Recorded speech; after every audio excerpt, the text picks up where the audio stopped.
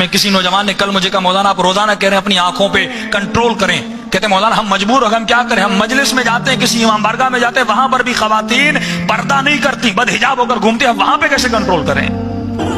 یعنی جب امام بارگاہوں کے اندر خواتین کی یہ حالت ہو, جب مجلسوں میں آنے والیوں کی یہ حالت ہو, تو یہ نوجوان کہاں پہ کنٹرول کرے؟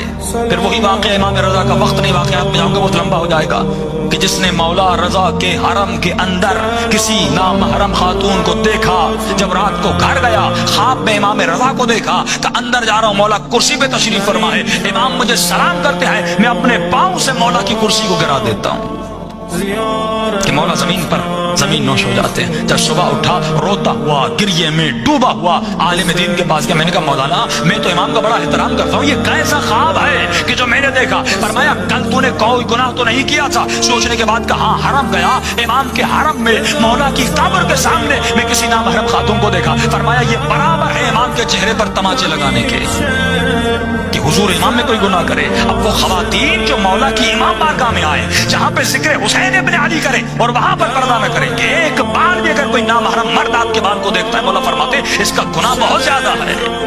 کہ اگر وہ نوجوان گمراہی کی طرف چلا جاتا ہے, اس کے اندر کے حالات بدل جاتے, مولا فرماتے اس کا ذمہ دار کون ہے؟ وہ انسان ہے جس نے اس کو گمراہ کیا. تا قیامت اس پر عذاب ہوتا رہے گا, بہت سے شدید عذاب اس کے شوہر پر ہوگا, اس کے بھائی پر ہوگا, اس کے باپ پر ہوگا, جس نے اپنی ماں بہنوں کو حجاب نہیں کروایا اور اسی صورت میں امام بارگاہ تک لا رہے ہیں.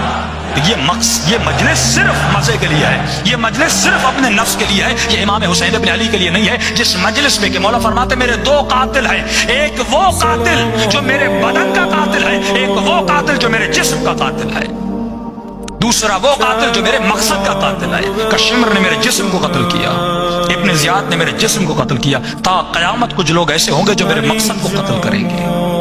مقصد حسین لآمر بالمعروف انہا اشہد انک قد اقمت الصلاۃ واتیت الزکاۃ وامرت بالمعروف ونہیت عن المنکر. مولا یہ آپ کا مقصد ہے. انی سلم لمن سالمکم وحرب لمن حاربکم. مولا جو کچھ آپ نے کیا میں کرنے کے لیے تیار ہوں, جن سے آپ لڑے میں ان سے لڑنے کے لیے تیار ہوں. مولا گناہ سے لڑے, مولا بے حیائی سے لڑے, مولا شراب نوشی سے لڑے, مولا بدماشی سے لڑے. پر میں جس معاشرے میں یہ کام ہو, فرض ہے ہر شیعہ کا, فرض ہے علی کے چاہنے والے کا کہ گناہ کو روکے, اپنے جوانوں کو گناہوں سے بچائے.